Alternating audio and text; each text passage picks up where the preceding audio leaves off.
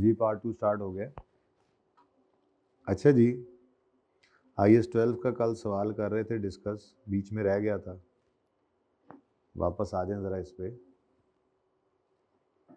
Adjustment number 6 तक हो गया था, 7 एडजस्टमेंट क्विकली देख ले फिर जी। पेज नंबर जी है इसका 292।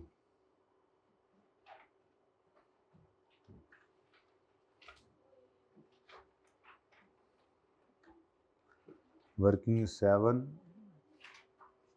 ये दोनों ही इन्वेस्टमेंट लिखनी थी मैंने।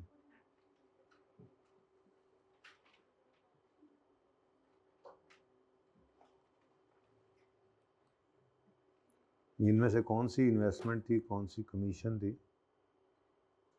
ये कौन सी इंटरेस्ट इनकम थी और कौन सी कमीशन इनकम थी? ये दोनों लेजर्स में से कुछ याद है? ऊपर वाला कमीशन है और ये क्या है जी? इंटरेस्ट। अच्छा जी, इन्वेस्टमेंट इन शेयर्स वर्किंग 8 बनेगी आई थिंक।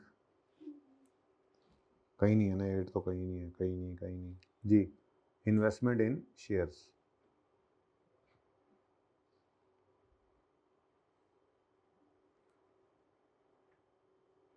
शेयर्स खरीदे हैं इन्होंने और FVTPL मॉडल में रखे हैं। तो इन्वेस्टमेंट इन शेयर्स, अब ये तो चल ही रहा है साथ साथ, है ना जी। अच्छा हो जाता है अब ये वाला तो पॉइंट फटाफट हो जाता है जी। ऑन 1 जनवरी 21, हमारे साल के पहले ही दिन, इन्होंने इन्वेस्टमेंट की है फॉर 70 मिलियन, एक्वायर किए हैं फनी लिमिटेड के 70 मिलियन रुपए के शेयर और इसको सब्सिक्वेंटली FVTPL मॉडल में रखा है। तो इसका मतलब 70 पे ही पहले तो रिकॉर्डिंग कर लेना। तो इन्वेस्टमेंट इन शेयर्स डेबिट, कैश क्रेडिट 70 से, क्योंकि FVTPL मॉडल है तो इनिशियल मेजरमेंट किस पे होनी है? फेयर वैल्यू पर, परचेज प्राइस पर, ट्रांजेक्शन कॉस्ट को हमने ऐड नहीं करना। फिर during the year SL received 4 million as dividend from FL। तो जी साथ ही डिविडेंड इनकम भी इसी के साथ ही बना लें, या हमने अपना लेजर बनाना होता है ना इस टॉपिक के अंदर। तो डिविडेंड इनकम, FVTPL मॉडल वाली डिविडेंड इनकम कौन सी होती थी याद है? शेयर्स में इन्वेस्टमेंट की है तो डिविडेंड इनकम कौन सी है? कौन सी है? डिविडेंड इनकम दोनों में ही एक होती है। शेयर्स का आसान काम था, इफेक्टिव रेट वाला चक्कर कोई नहीं था। जो डिविडेंड मिला है, चाहे FVTPL है चाहे FVTOCI है, कहाँ जाना है?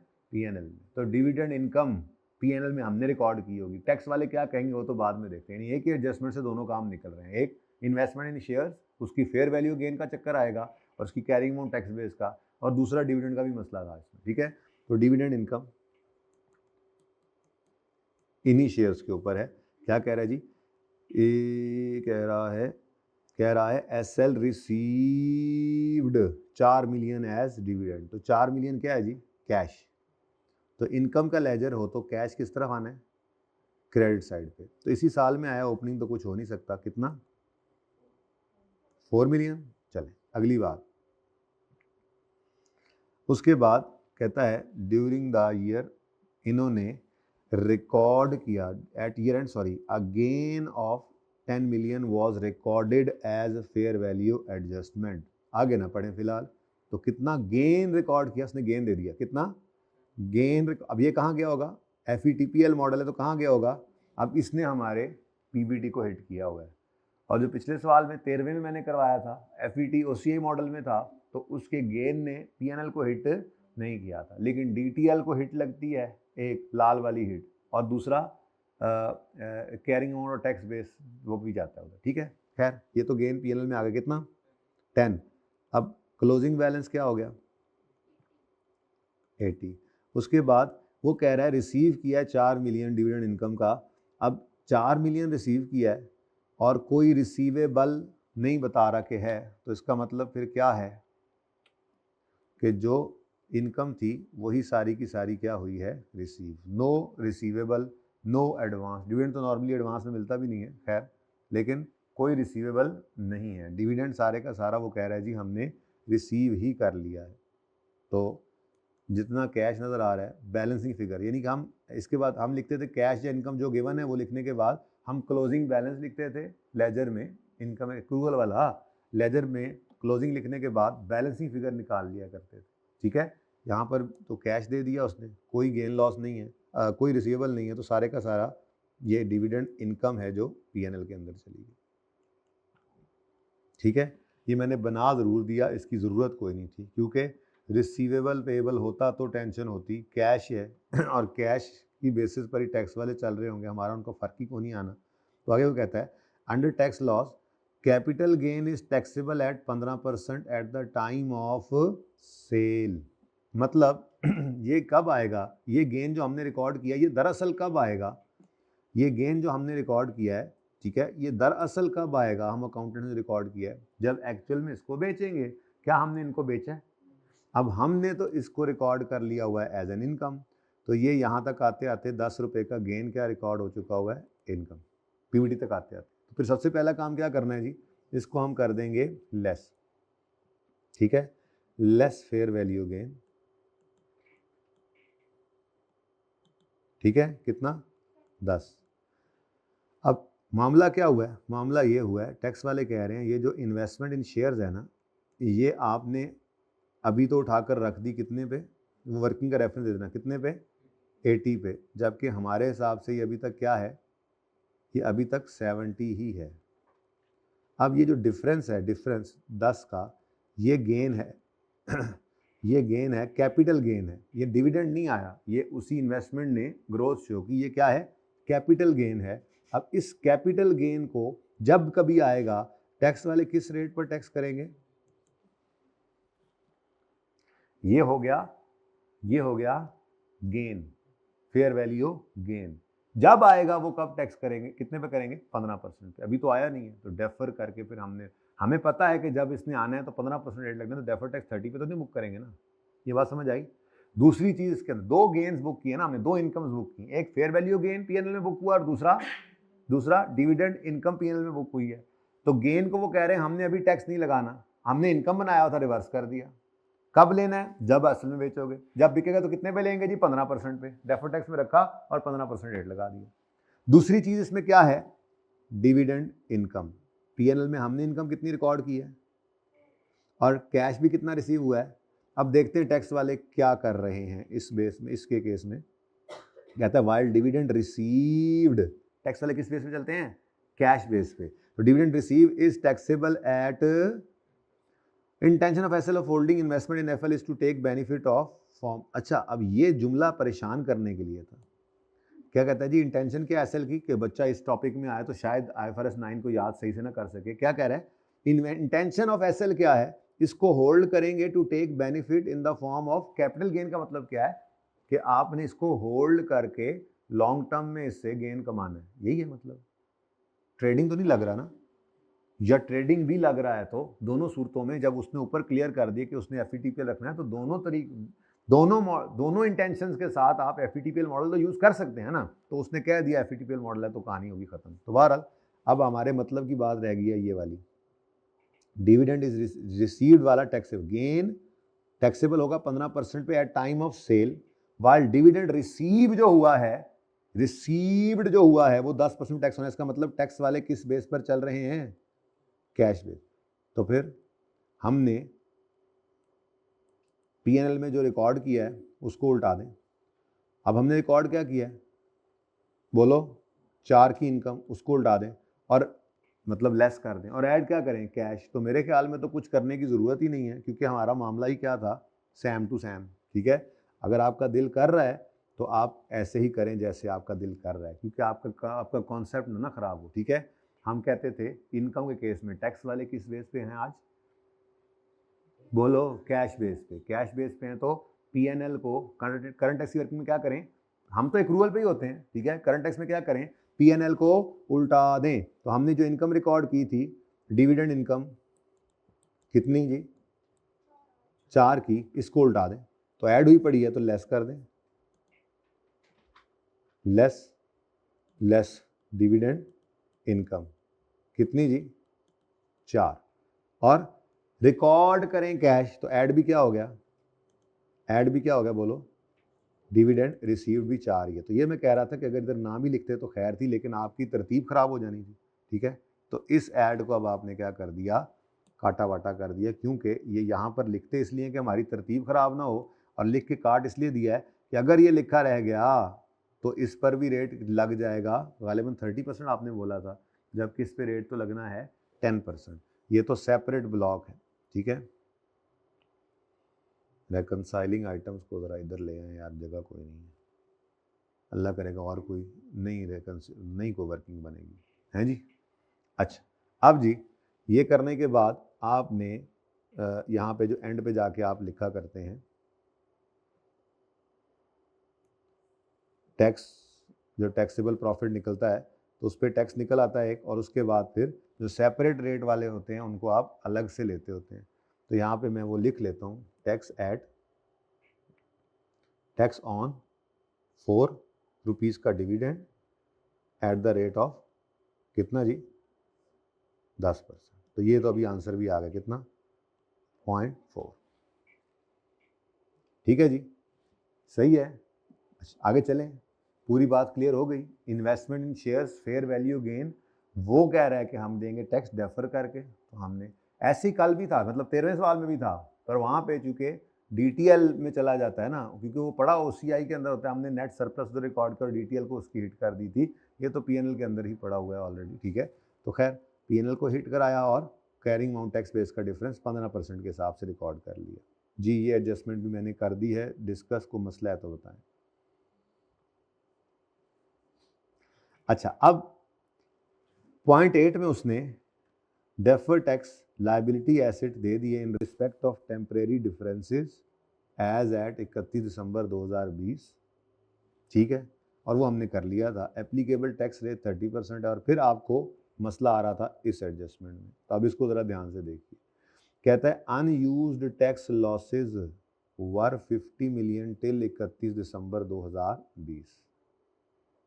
However, deferred tax was recorded only to the extent of 12 million, that is on tax losses of 40 million। क्या कहता है जी कि टैक्स लॉसेस तो 50 मिलियन के थे, लेकिन शायद इनको ये शक था कि सिर्फ 40 मिलियन के प्रॉफिट्स अवेलेबल होंगे। याद आ रहा है आपको, deferred tax asset unused tax loss पे सिर्फ उस हद तक रिकॉर्ड करना है जो आपको उम्मीद हो कि आपको प्रॉफिट्स आने हैं। कहो तो हैंड रिटन पेज ओपन करूँ, वहाँ से करके 1-2 सवालों में भी इसको किया था हमने। याद आया, कुछ भूल तो नहीं गए। Deferred tax asset on unused tax loss, हम रिकॉर्ड तो करते हैं डेफर्ड टैक्स एसेट, लेकिन किस हद तक करना है, जितनी उम्मीद है कि आपको प्रॉफिट ने आना है। और अगर अगले साल उससे ज़्यादा प्रॉफिट आ जाए तो फिर रेकनसाइलिंग आइटम, एक एंड वाला, सबसे एंड वाला रेकनसाइलिंग आइटम यही था कि अनरिकॉर्डेड डेफर्ड टैक्स एसेट को आप सीधा ही जाके फिर रेकनसिलिएशन के अंदर रिकॉर्ड करते थे, ठीक है। अच्छा, उसके बाद तो अब कुछ बचा नहीं। ज़रा मुझे इसका टोटल तो बताएं, इसका टोटल क्या आ रहा है? कोई चीज़ छोड़ी तो नहीं थी ना हमने? बोलो क्या आंसर है इसका, पहले इसका आंसर बताओ। अच्छा, यहाँ पर जो जो चीज़ें आ रही हैं फिर वो तो लिख लें ज़रा, एक मिनट ज़रा, यहाँ पर फिर चीज़ें भी पूरी कर लेना। अब यहाँ पर फिर सारी चीज़ें पूरी कर लें जी। डोनेशन मैंने लिखवाया था, उसके बाद ये अभी सेपरेट रेट वाली 2 इनकम्स आई हैं, ठीक है। सेपरेट रेट वाली 2 इनकम्स आई हैं, एक करंट टैक्स के अंदर सेपरेट रेट वाली इनकम आ गई ये, और दूसरी डेफर्ड टैक्स के अंदर भी। तो ये भी परमानेंट डिफरेंस ही है, इसका 10% टैक्स लगना है, ठीक है, लगा है, और 20% कभी नहीं लगना, ठीक है। और उसके बाद दूसरी तरफ ये फेयर वैल्यू गेन पड़ा है, ये भी परमानेंट डिफरेंस है थोड़ा सा इसके अंदर 15% परमानेंट डिफरेंस है। याद आया कुछ? थोड़ा थोड़ा आएगा याद अभी तो। अच्छा सवाल था, हैवी सवाल था, इसीलिए तो डिस्कस कर रहा हूँ पूरा। अब साइन देख लो, साइन फेयर वैल्यू गेन भी लेस हो रहा है और डिविडेंड इनकम भी लेस हो रही है, तो आपने दोनों लेस कर देने हैं जी। सबसे पहले डिविडेंड इनकम का ले लो, पुराना आपका काम जो है इनकम जी। 4 रुपये की इनकम हमने बुक की है, अब उस पर टैक्स रेट तो लगना चाहिए था 10%, लेकिन जब यहाँ पर पड़ा होता है वो रेट कौन सा लग कर निकला होता है जिसको रेकनसाइल कर रहे होते हैं, 30%। तो कितना ज़्यादा लग गया, 20। आंसर 0.8, ठीक है। उसके बाद लेस कैपिटल गेन।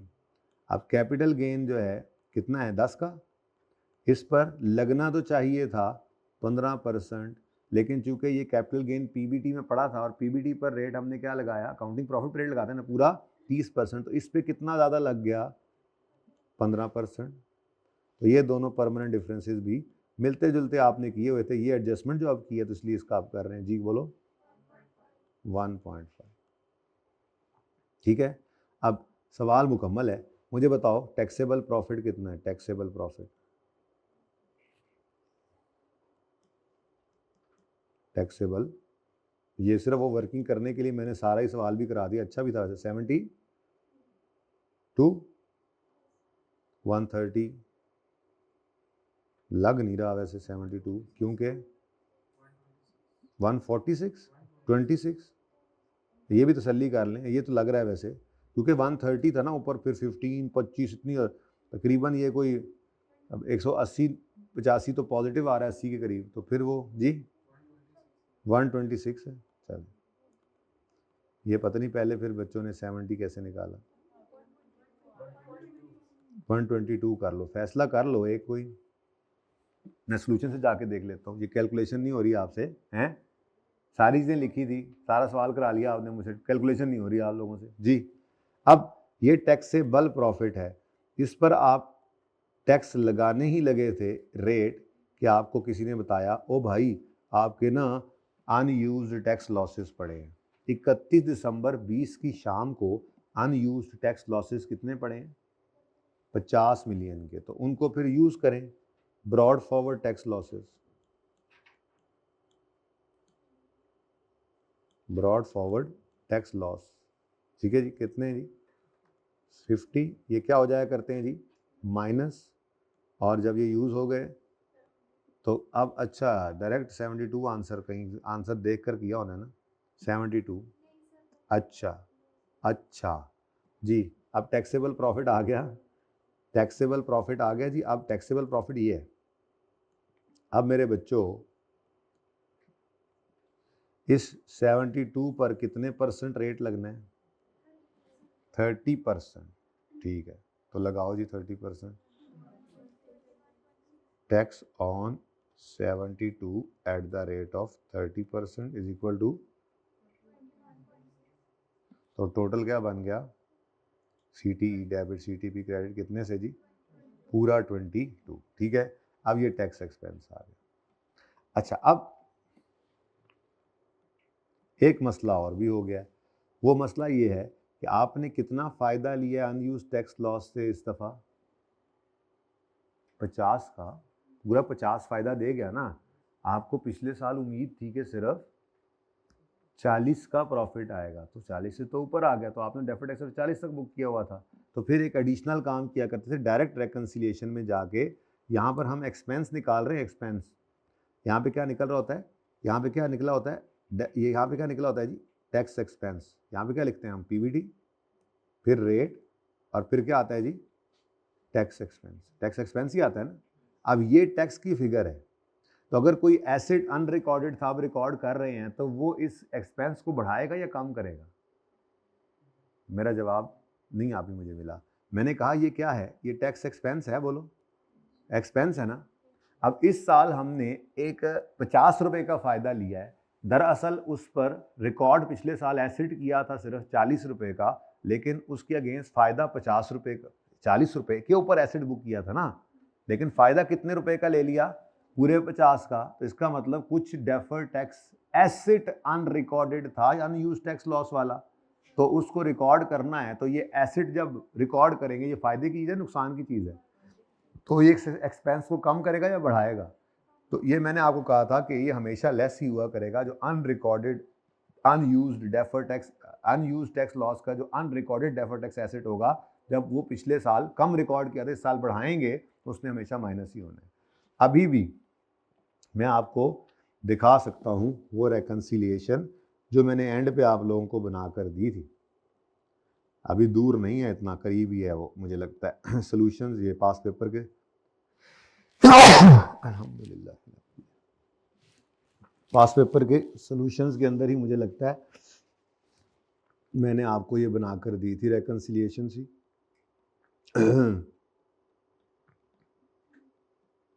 ये देखिए, ये जब हमने एंड पे इसकी एक समरी बनाई थी, आपको याद हो, तो ये सबसे आखिर में ये पॉइंट आया था, 6वां और आखिरी रेकनसाइलिंग पॉइंट था, previously unrecorded deferred tax asset on unused tax losses.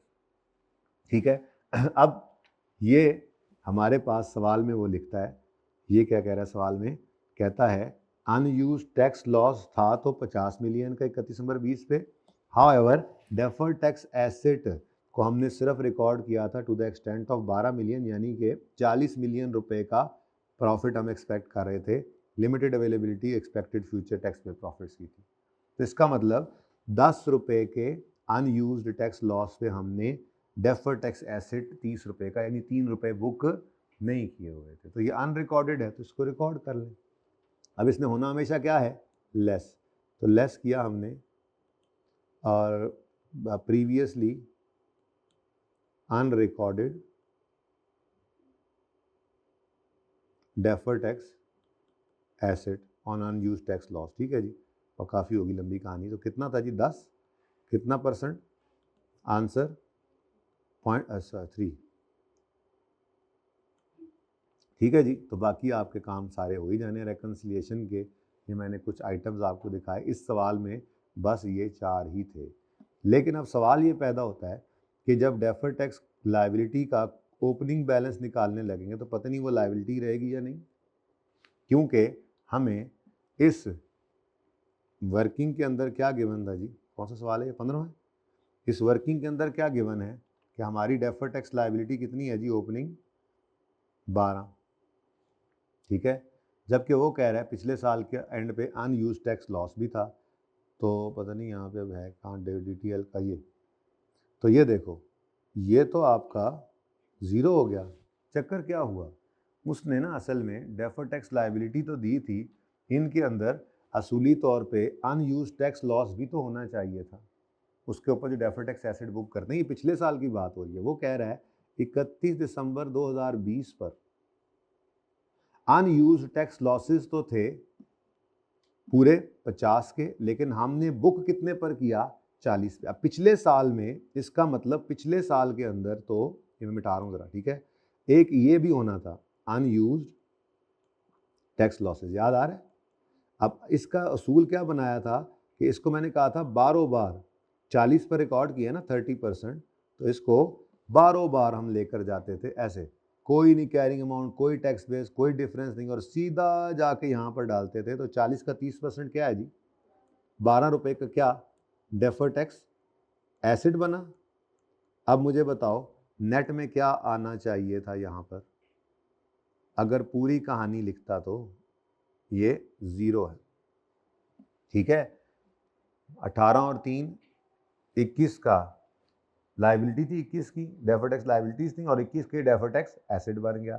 अब ये धोखा दे गया था हमें, ठीक है, बता रहा है ना कि अनयूज्ड टैक्स लॉसेस कितने थे, 50 मिलियन के, जिनमें से 40 मिलियन पर हमने डेफर टैक्स 12 मिलियन का बुक किया है। तो किया है तो किधर है, लिखना चाहिए था ना उसको। ठीक है, तो हमने लिख लिया, अपनी वर्किंग पूरी कर ली, तो हमारा डेफर टैक्स का ओपनिंग बैलेंस क्या है जी, 0। अब वो किस तरफ लिखना है 0, इधर ही लिख लो। वर्किंग नंबर कौन सा है उसका, वर्किंग क्या बनाई है मैंने, वर्किंग 6। अब इस तरफ लिख लो ओपनिंग, मेरे पास जगह उस तरफ नहीं थी, एसिड साइड पे लिखना है तो उधर क्लोजिंग ओपनिंग लिख लो, कोई फर्क नहीं पड़ता। और क्लोजिंग आपका निकल आएगा यहाँ से, मेरे ख्याल में तो कुछ भी नहीं बचा आप सवाल के अंदर।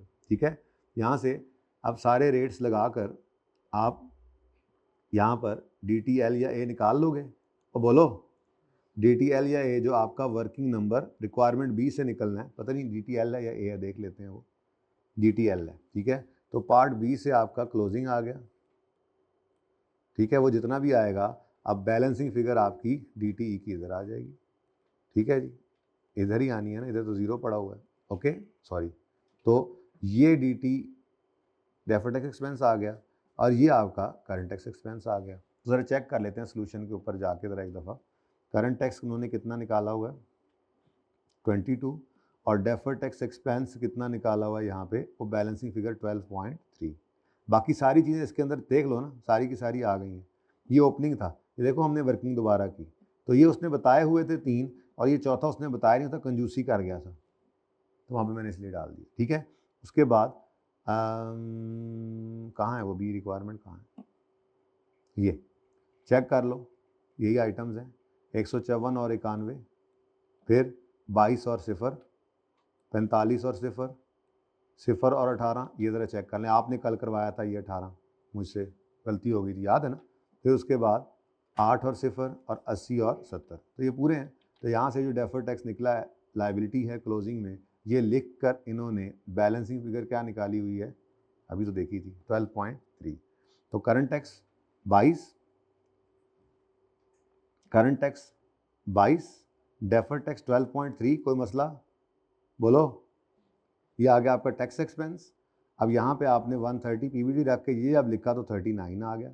अब दोनों के अंदर फ़र्क है, इधर 34 है और इधर। अब मैंने आपको 4 आइटम्स लिखवाए हैं, चेक करें रेकन्सिलिएशन के अंदर। 0.6 पॉजिटिव, 0.8 नेगेटिव, 1.5 नेगेटिव और 3 नेगेटिव। तो 0.6 पॉजिटिव, 0.8, 1.5 और 3, और ये आपका रेकनसाइल कर लिया। अच्छा सवाल था, ठीक है। तो इसकी पिक्चर ये वाली ले लीजिए, अगर समझ आती है तो, कोई तस्वीर के अंदर चीज़ तो।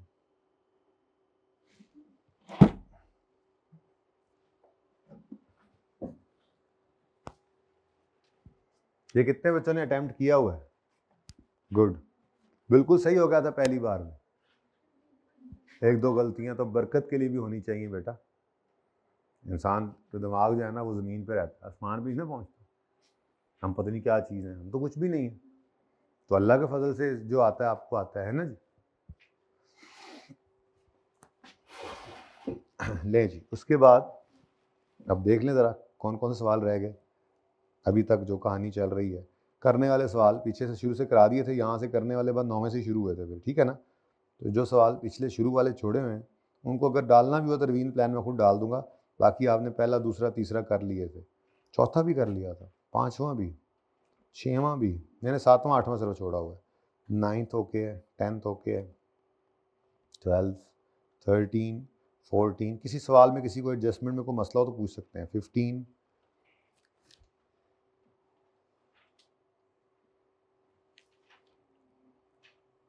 दिल तो बड़ा कर रहा है, दिल तो बड़ा कर रहा है, उधर से सवाल कम कर देता हूँ। 16, 17, 18, 3 रहते हैं, 19 भी रहता है यार, ये तो चलो प्लीज के साथ उसने 8, 19, 20 भी रहता है, अभी तो बहुत काम पड़ा है। देखो ये तो मैंने कब से होमवर्क में दिया हुआ है हैंडसम, तो ये तो फिर आप देख लीजिएगा, कोई मसला हुआ तो कल डिस्कस कर लूँगा। ये तो कर लिया था ना, इसको मैंने क्यों पेंडिंग किया था, इसको भी पेंडिंग रखेंगे, कभी IFRS 15 करके इधर दोबारा आ जाएंगे, ताकि ये फिर भूल रहा हो तो ये सवाल कर लेंगे, पूरा ही कर लेंगे, वैसे आसान है, मुश्किल नहीं है, ठीक है।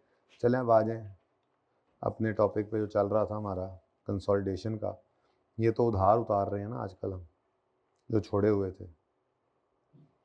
कंसोलिडेशन की मैं आपको थ्योरी करा रहा था, बड़ी इंपॉर्टेंट थ्योरी है, और एक लेवल पे भी हम पहुंच चुके थे।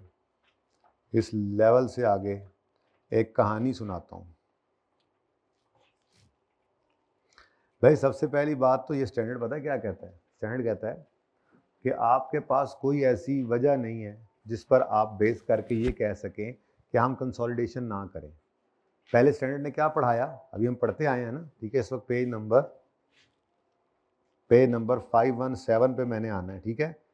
बाकियात हैं ये चीज़ों की, बड़ी इंपॉर्टेंट है, लेकिन क्या करें, अब ऐसे ही करना है। वो एक लेवल तक बंदा पढ़ा सकता है ना नई चीज़ फिर। अच्छा, ऊपर सारी बात करके आ रहा है standard, control control control control, कि जब अगर आपका कंट्रोल है, चाहे एक्सप्रेसली 50% से ऊपर शेयर्स हैं, चाहे कोई आपका डिफेक्टो कंट्रोल है, चाहे एग्रीमेंट के थ्रू कंट्रोल है, अगर आपका कंट्रोल है तो मतलब आप जो इन्वेस्टर हैं तो इन्वेस्टी आपकी क्या बन गई, सब्सिडरी। अगर आपका कंट्रोल है तो फिर इन्वेस्टी क्या है, आपकी सब्सिडरी। और अगर वो आपकी सब्सिडरी है तो आपने कंसोलिडेशन करनी है। कंसोलिडेशन का मतलब क्या है, एक्विजिशन मेथड के तहत line by line addition. Consolidated financial statement के अंदर आपको पेरेंट और सब्सिडरी को इकट्ठा करके ग्रुप फाइनेंशियल स्टेटमेंट्स बनानी ही पड़ेंगी। आपको कोई माफ़ी नहीं है कि आप फाइनेंशियल स्टेटमेंट्स को कंसोलिडेट ना करें, कोई माफ़ी नहीं है, ठीक है। फिर मतलब वो जी हमारा तो बिजनेस जो है वो फल फ्रूट का है और सब्सिडरी का बिजनेस जो है वो इलेक्ट्रिकल अप्लायंसेस का है, मोबाइलों का है, कोई बात नहीं। और हमारा तो जी ईयर एंड जो है 30 जून पे होता है, उनका फलां पे होता है, नहीं कोई बात नहीं, उनसे कहो कि बनाएं फाइनेंशियल स्टेटमेंट्स आपके साथ की।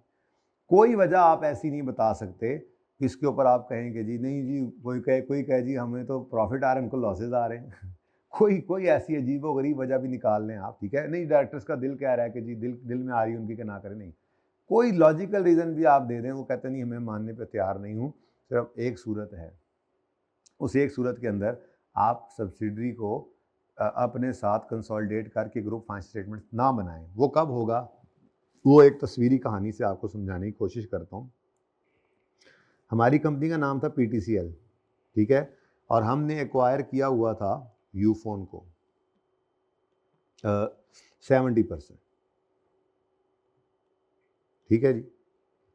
अब इसका मतलब ये हुआ कि PTCL बाकी 30% जो है वो फिर NCA के पास होगा, इसकी बात नहीं हो रही, क्योंकि इस वक्त मसला क्या है, PTCL पे ज़िम्मेदारी है, PTCL पे ज़िम्मेदारी है कि वो ग्रुप फाइनेंशियल स्टेटमेंट्स बनाए, यानी ऐसी फाइनेंशियल स्टेटमेंट्स बनाए वो जिसके अंदर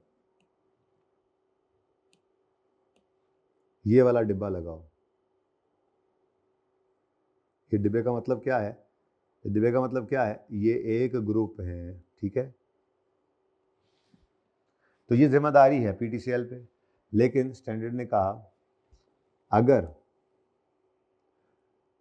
PTCL खुद किसी की सब्सिडरी है, PTCL को PSO ने एक्वायर किया हुआ था, PTCL के अंदर शेयर होल्डर जो थे वो भाई बशीर, भाई जमील, बाजी शगुफ्ता ये लोग नहीं थे, बल्कि PSO ने इसको इकट्ठा ही माशाल्लाह से, ठीक है, को तकरीबन 80% क्या किया हुआ है, एक्वायर।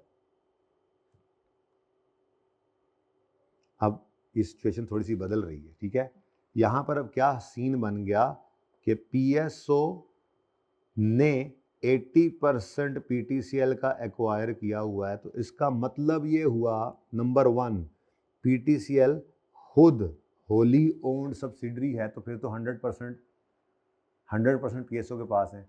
अगर पार्टली ओन्ड सब्सिडरी है तो यूँ कह सकते हैं कि PTCL के लेट से बाकी के 20% शेयर जो हैं वो बाबर आजम के पास हैं, ठीक है जी। तो बाबर आजम कौन है जी, PTCL का ओनर, लेकिन बाबर आजम PTCL में PSO के लिए तो NCI है ना, ठीक है, नॉन कंट्रोलिंग इंटरेस्ट। तो बाबर आजम ने 20% शेयर्स खरीदे हुए हैं PTCL के, और बाकी 80% किसके पास हैं, PSO के पास। तो पहली शर्त क्या हुई, पहली बात मैंने आपको क्या की, पहली बात मैंने आपको क्या की कि PTCL पर लाजिम है, PTCL पर लाजिम है कि वो सब्सिडरी को कंसोलिडेट करे, ग्रुप फाइनेंशियल स्टेटमेंट्स बनाए, ये लाजमी है, कोई ऑप्शन नहीं है स्टैंडर्ड ने दिया। लेकिन एक एक्सेप्शन स्टैंडर्ड ने क्या दी कि अगर PTCL खुद किसी की होली या पार्टली, होली 100% या पार्टली 80%, जैसे ये है ओन्ड सब्सिडरी है, और PTCL खुद जो है वो एक प्राइवेट कंपनी है या वो एक अनलिस्टेड पब्लिक कंपनी है, PVT है या अनलिस्टेड कंपनी है, ठीक है, दो बातें हो गई। तीसरी बात, PTCL ने अपने अदर ओनर से, जो जैसे बाबर आजम है, उनसे पूछा है और उनको भी इस पर कोई एतराज़ नहीं है। पूछा क्या है, पूछा ये है कि जी अगर PSO खुद ये बड़े वाला डिब्बा बना ले, अगर बड़े वाला डिब्बा PTCL की बजाय कौन बना ले, PSO, यानी PSO ग्रुप फाइनेंशियल स्टेटमेंट्स बनाए जिसके अंदर PTCL को भी ले और उसकी सब्सिडरी को भी जाहिर है ले ही लेगा, ठीक है।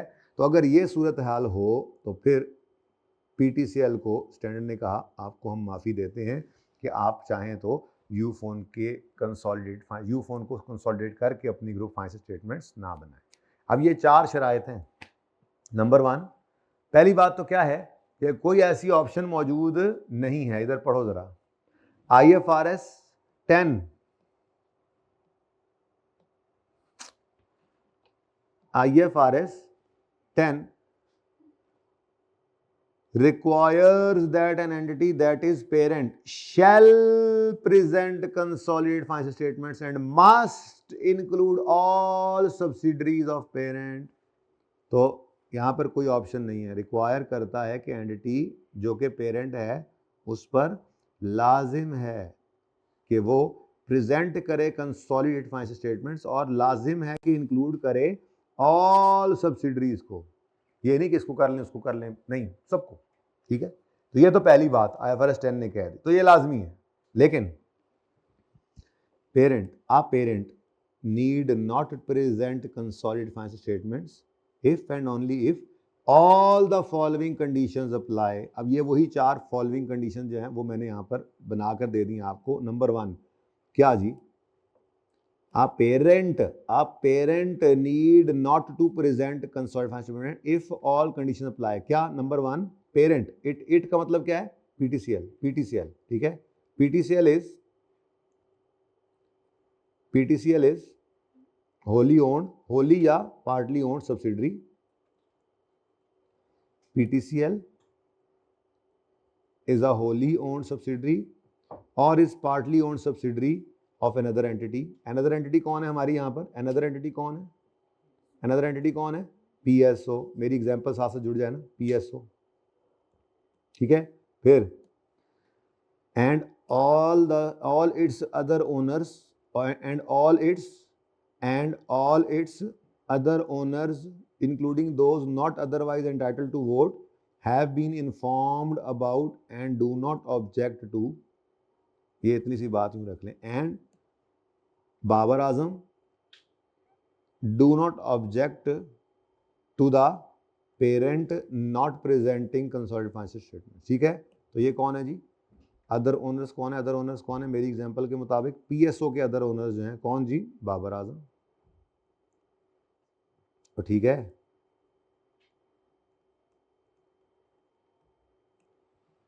ये पहली शर्त पूरी कराई।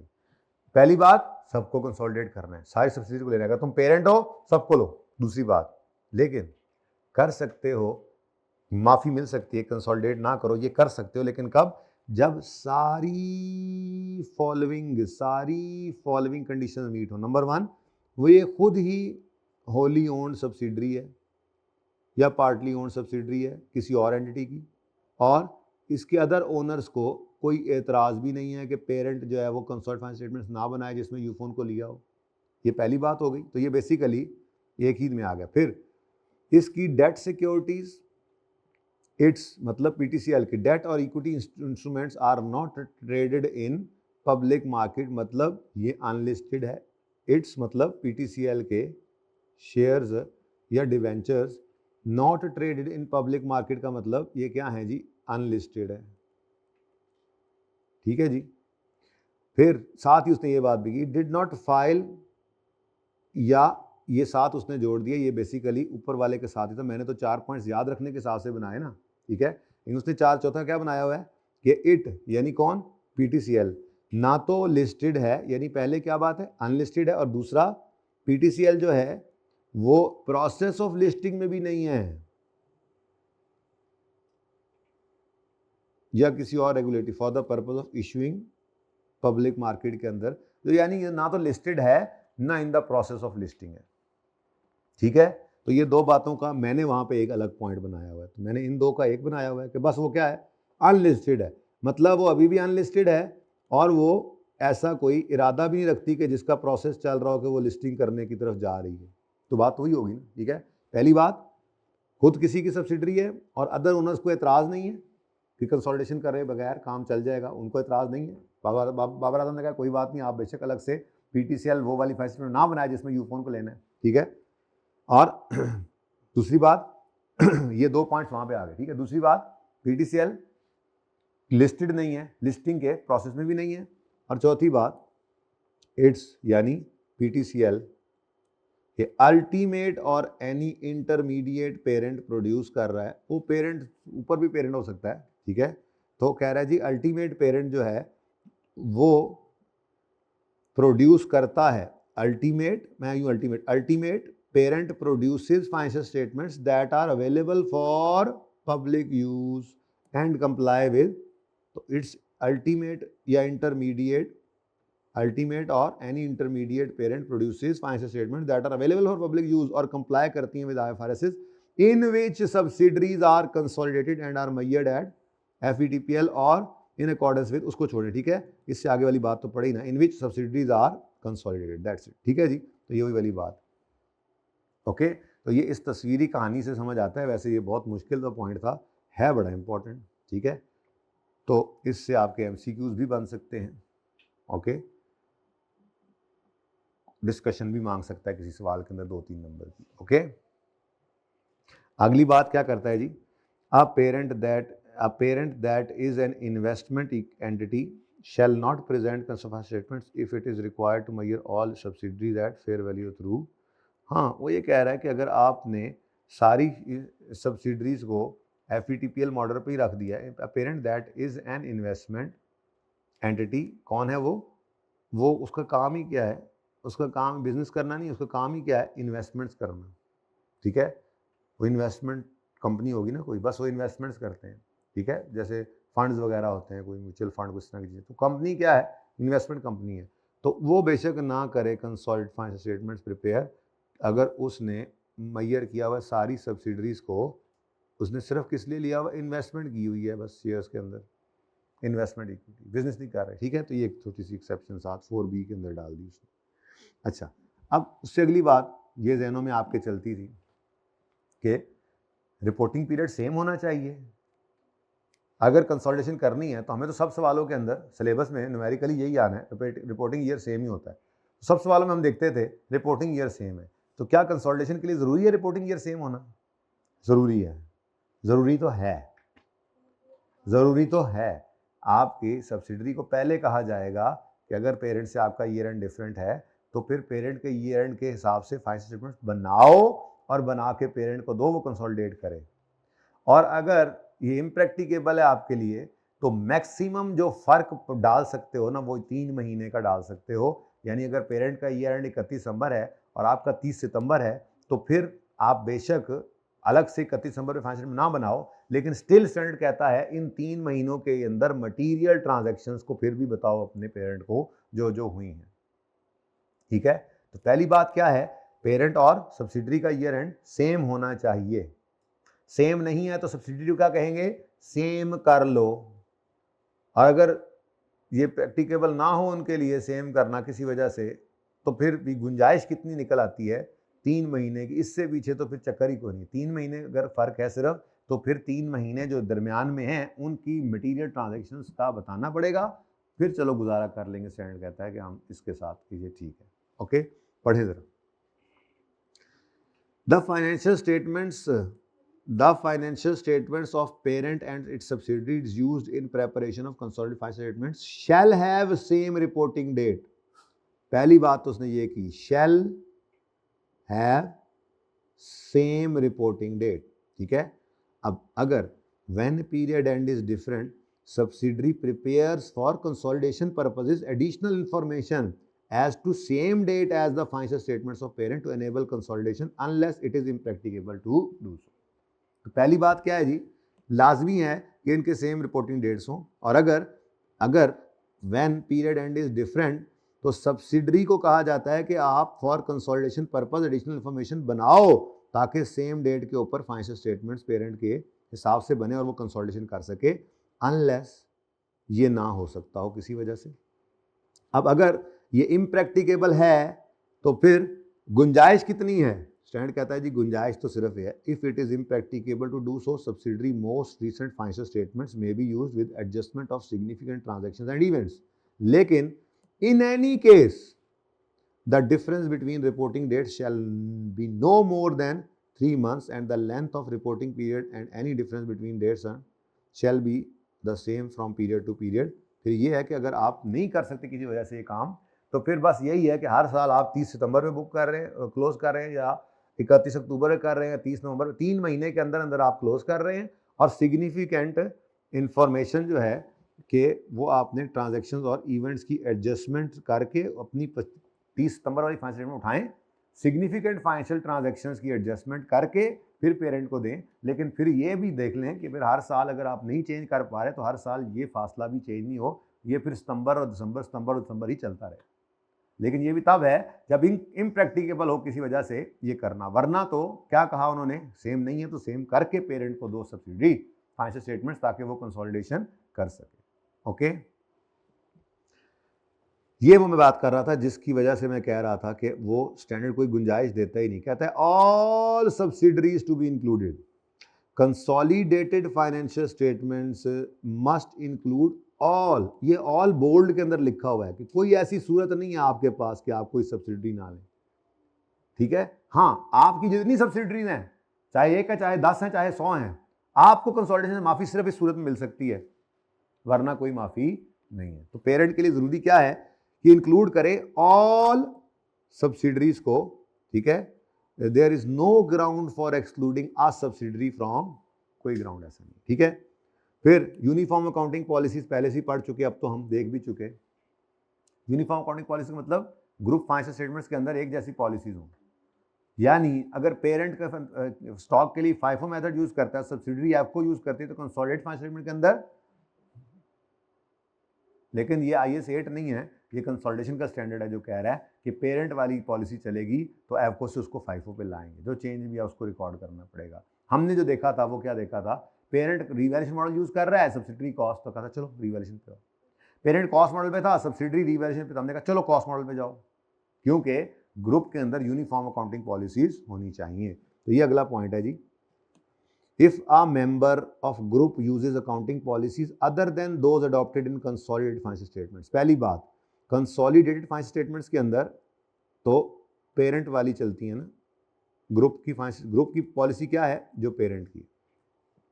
अगर आ मेंबर, कोई एक सब्सिडरी ग्रुप की जो है, ठीक है, अगर वो यूज करती है accounting policy other than parent वाली, तो फॉर लाइक ट्रांजेक्शन, यानी सेम बातों के लिए, and events, appropriate adjustments are made to that group members financial statement in preparing consolidated financial statements to ensure conformity with, तो किस में एडजस्टमेंट करो, appropriate adjustments कहाँ पे करनी है जी, that group members financial statements, यानी उस सब्सिडरी की किताबों को हमने कहा था सही करेंगे, उसको कहा था कि चलो तुम भी क्या करो, रीवैल्यूएशन मॉडल पे आओ, क्योंकि पेरेंट का मॉडल क्या है, रीवैल्यूएशन, ये भी किया हुआ था हमने। और आखिर में क्या है जी, एक्विजिशन मेथड। एक्विजिशन मेथड क्या है, all business communication are accounted for by acquisition method which involve identifying acquirer, acquisition date, time खत्म हो गया, recognizing and measuring identifiable assets, और रिकॉग्नाइजिंग एंड मेजरिंग गुडविल या बार्गेन परचेज। तो ये acquisition method था जो लाइन बाय लाइन हम करते आ रहे थे। ठीक है, गुडविल पॉजिटिव होती है और बार्गेन परचेज क्या है जी, नेगेटिव। ठीक है जी, उसके बाद कंटिंजेंट लायबिलिटी है, चलो अब ये कल करते हैं। ठीक है, ये थोड़ा सा ही अब रह गया, बड़ी इंपॉर्टेंट है, इनसे MCQs भी बनते हैं। ठीक है, नेगेटिव गुडविल अगर आ जाए तो मैंने आपको ज़बानी कलाम में एक बार बताया था कि स्टैंडर्ड कहता है ये कोई मुझे समझ नहीं आई बात, तो ज़रा फटाफट दोबारा से चीज़ों को ज़रा देखो सही तरह से, फेयर वैल्यूज तो सही निकाली हैं, गड़बड़ तो नहीं की है, ऐसे कौन पागल है जो मैं 100 वाली चीज़ 80 में दे गया, ज़रा चेक करो। तो ये थोड़ी सी बात यहाँ पे इस तरह की है, लेकिन इंपॉर्टेंट है, इसमें से भी MCQs 1-2 बार आए हुए हैं। ठीक है जी, तो आज फिर होमवर्क आपने नहीं लिया मुझसे सही वाला, और कंसोलिडेशन का भी सवाल मैं डिस्कस नहीं कर सका, कल करते हैं इंशाल्लाह फिर। ठीक है, ओके, अल्लाह हाफ़िज़।